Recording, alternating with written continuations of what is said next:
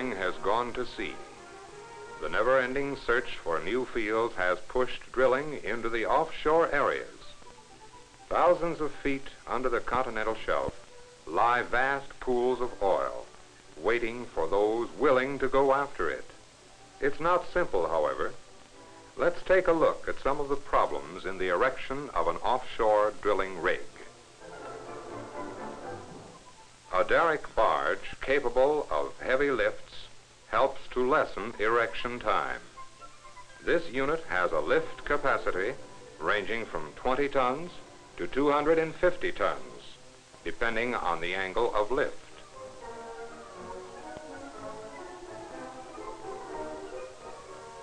The rig is fabricated in sections on shore. The total weight of the various components determines the extent of construction. The assembled portions of equipment are spotted according to the lifting capacity of the derrick. The powerhouse section, being the heaviest, must be placed as close as possible to the barge. The heavy mud pumps and generators extend the lifting capacity of the derrick to its 250-ton limit.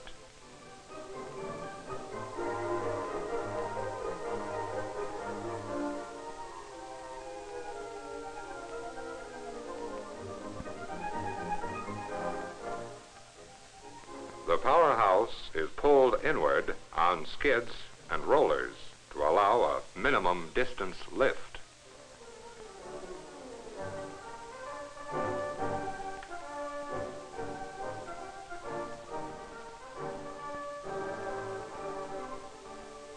The 5 generators in the powerhouse will furnish the electric power for operation of the drilling rig.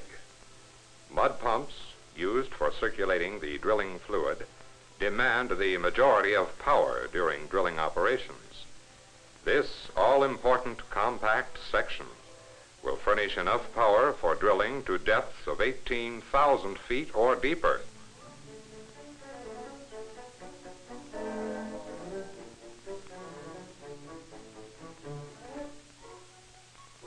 The traveling block must be of adequate size and strength to withstand the heavy strain of the big lifts.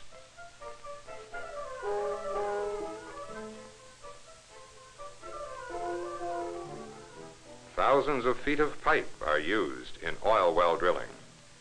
A few of the various types needed on the drilling rig are well casing, production tubing, drill pipe, and conductor pipe for jetting.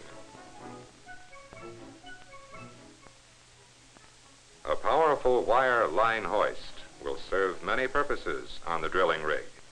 Primarily, it will be used for well logging, but it can be used for going down the well.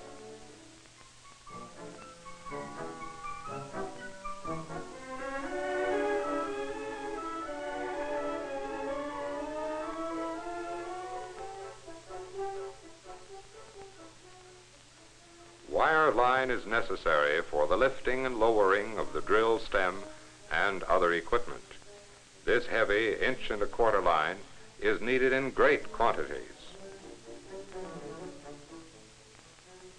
Next, the drilling platform is prepared for the lift to the barge. It contains the rotary table and the drawworks, or winch, which raises and lowers the drill stem. Actual drilling operations are controlled from this platform.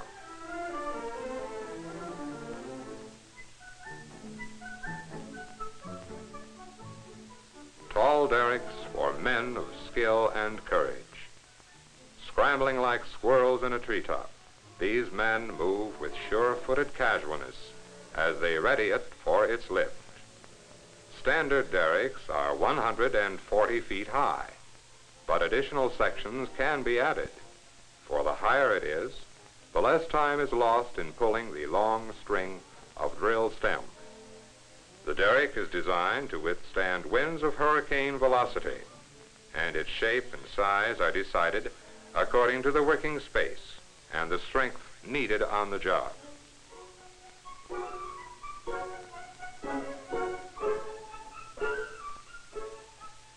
Food supplies must also be provided in quantity and quality.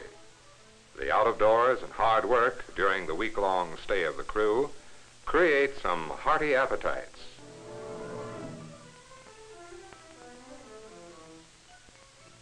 Everything has been carefully placed on the barge in relation to its weight and the unloading schedule for the drilling rig. 2 barges were used to provide a single trip with all the drilling equipment.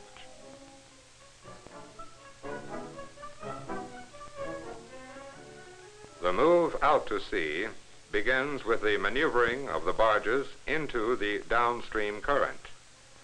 The forward pull of the tug, the bulk of the barge, combined with the wind and stream current, can cause many problems in getting the barge moving in a straight, controllable direction.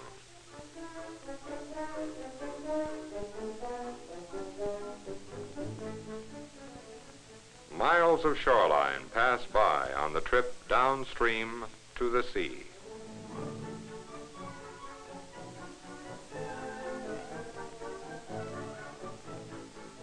As we move along, we can still see occasional steam-powered drilling rigs in this section of the country. Finally, the blue waters of the Gulf of Mexico come into view. The last leg of the tow is 60 miles out to the drilling site, located on the continental shelf in the Eugene Island area. Both tug and barge move along steadily through the choppy water.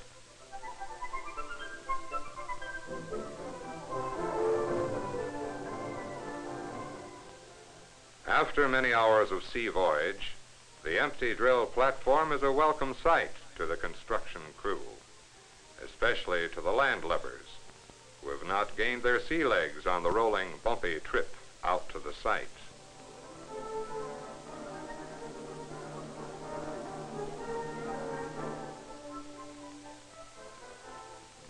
Templates reduce platform construction time.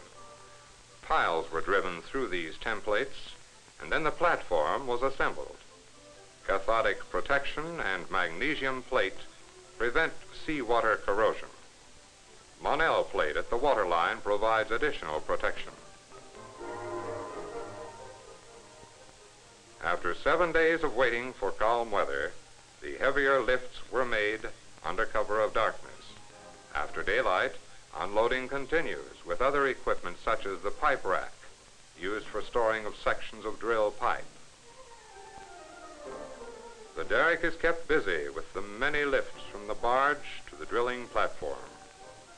Rotating completely on its circular track, this derrick can transport equipment to any desired location.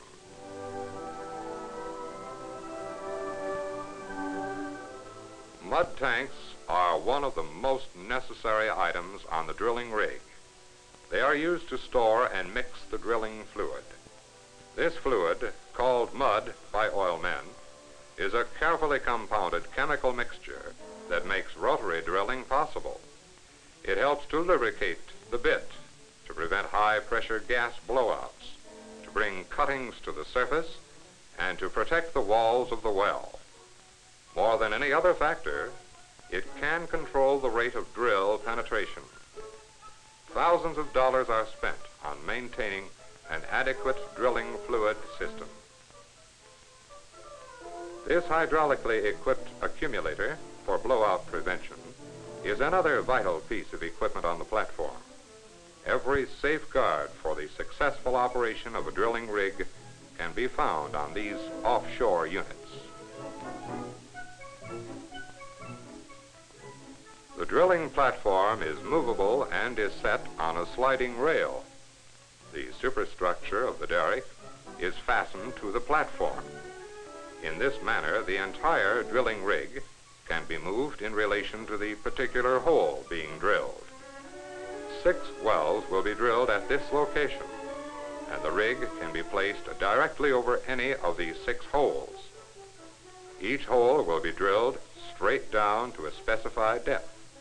Then it will angle outward, away from the opposite hole. 2 heavy-duty mud pumps circulate the drilling fluid under high pressure. Proper fluid delivered with adequate force provides drilling by hydraulic pressure as well as by cutting action of the bit. As the rotary table spins, the bit and drill stem slowly inches its way downward. The drilling fluid is forced through the drill stem, past the bit, and returns to the surface for reprocessing.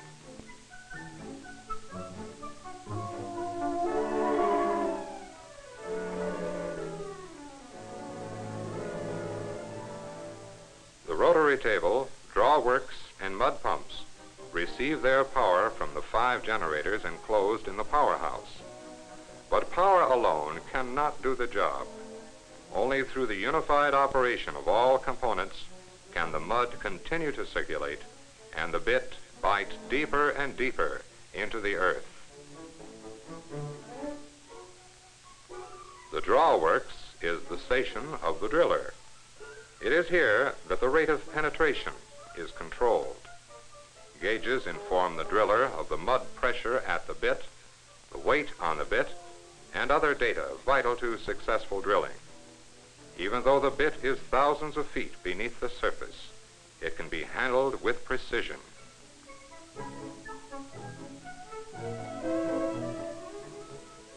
As drilling progresses through various formations, the bit requires replacement due to wear and damage. When this occurs, the entire string of pipe must be pulled.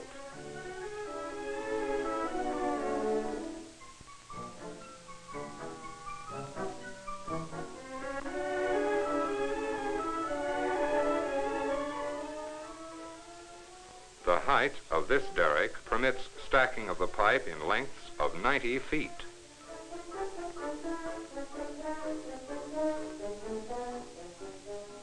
The crew must be a smooth, fast-working team. Profit is often determined by their ability to break out or make up a string of pipe. This coordinated crew has pulled over 11,000 feet of pipe. Dirt and debris are washed off the final length of drill stem. Changing the style of bit also may be necessary if a different type is needed. After detaching it from the drill collar, an air hoist quickly moves it aside.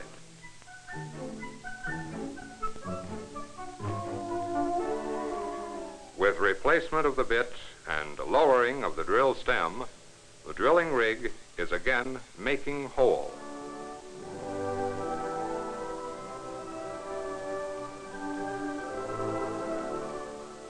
From fabrication to final operation, all depends on skilled men and machines, and this rig was erected without unnecessary time delays.